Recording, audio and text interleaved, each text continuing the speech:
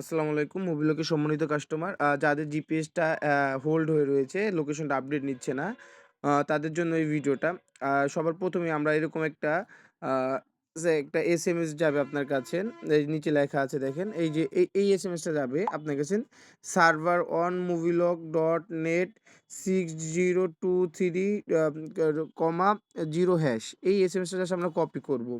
Copy করে আমাদের কাজ হচ্ছে কপি করার পর আমরা জাস্ট এই জিপিএস এর যে সিম নাম্বার আছে যেমন আমি আমার নিনজাতে যে সিমটা ইউজ করি, ওই সিম নাম্বার জাস্ট এটাই কপি করে এই যে এখানে জাস্ট পেস্ট করে এখানে দিয়ে দিব।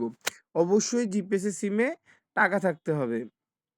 টাকা থাকার পরে মানে যদি ওটা এসএমএস এ একটা রিপ্লাই আসবে।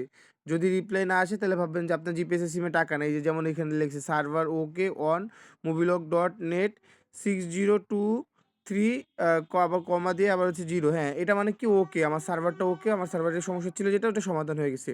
জাস্ট আমাদের যত যাদের এই সমস্যাটা আছে হোল্ড হয়ে রয়েছে তাদের কাজ হচ্ছে জাস্ট এতটুকু করা।